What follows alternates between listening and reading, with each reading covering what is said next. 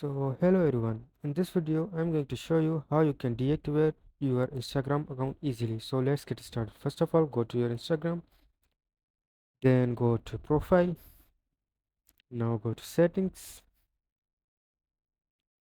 Now here go to account center, then personal details. Now here you will see an option account ownership and control. Here you will see an option deactivate or delete. Open it. Now select the profile that you want to deactivate. Here you will again see two options. Just go for deactivate and press continue. Here it will ask you why you are deactivate your account. Just choose any option and press continue. Here it will ask you if you want to block any person or make your account private. So after performing the selection, just press continue and your account will be deactivated.